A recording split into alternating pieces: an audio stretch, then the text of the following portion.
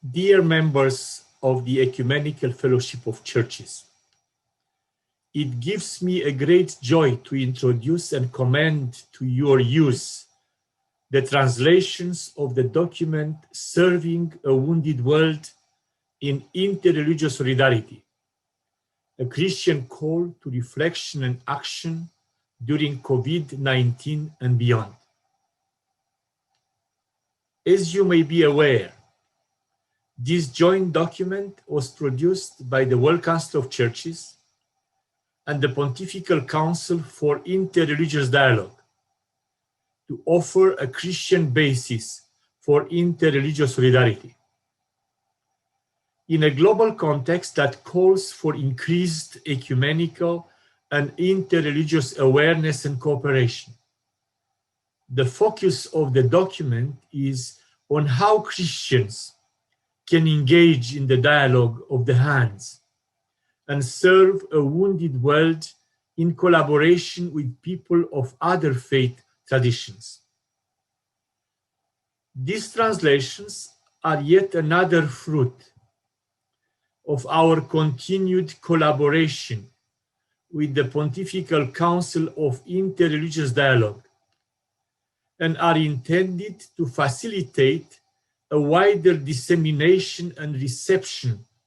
of this important document that can inspire and confirm in Christians of all churches the impulse to serve a world wounded not only by the COVID-19 pandemic, but also by many other wounds. During these days, I have been particularly impressed by the ways this joint document has become a living testimony of interreligious dialogue and solidarity. It has helped create yet another basis for enhancing mutual trust and understanding between the World Council of Churches and our interreligious partners. I am particularly touched that two of our interreligious partners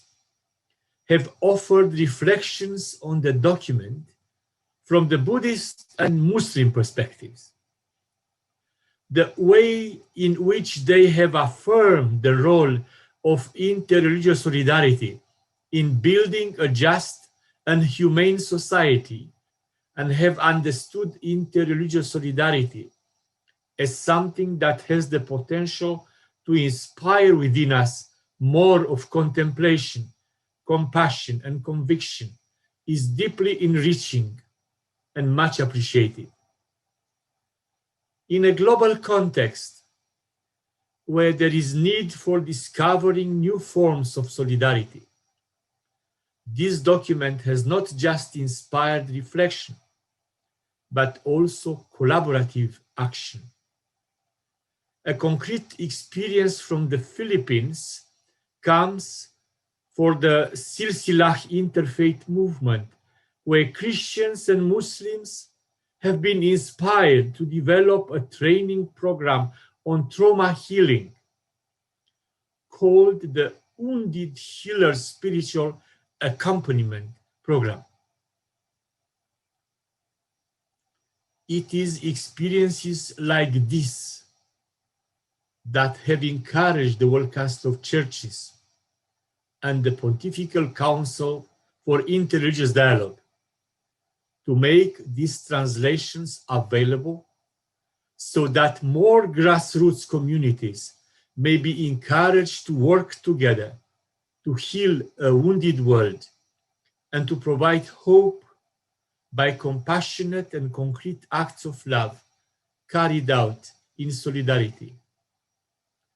With this hope, I commend to you these translations with my best wishes.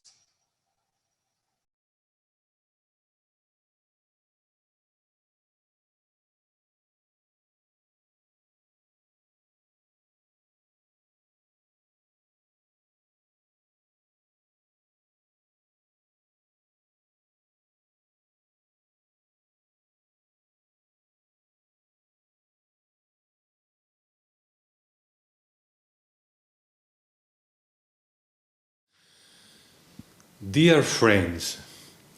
it is with great joy that I address you on the occasion of the release of a set of selected and mutually agreed upon translations of the latest joint project involving the Pontifical Council for Interreligious Dialogue and the Office for Interreligious Dialogue and Cooperation of the World Council of Churches, titled Serving a Wounded World in Interreligious Solidarity. The launch today is significant since it is taking place during the World Interfaith Harmony celebrated between the 1st and the 7th of February, and that too just a day after the first International Day of Human Fraternity, both of which are UN-designated events aimed at promoting the spirit of fraternity and the spirit of dialogue among people of different religious traditions and cultures for a harmonious coexistence and for an integral development of all the people of the world. The document and its translations reflect the duty consciousness of all Christians to give a common witness to the gospel of Christ, the wellspring of human dignity and fraternity, as Pope Francis says in Fratelli Tutti. Moreover, they highlight the importance of working together to serve and save humanity, which is wounded not just by the coronavirus-induced crisis, but also perhaps by even more deadly viruses like the virus of hatred and violence. It is our hope that the document and its translations we launch today will help in advancing a greater interreligious solidarity to bring succor to all our brothers and sisters affected by the pandemic crisis or any other, and thereby offer them hope for the present and future. It is also our hope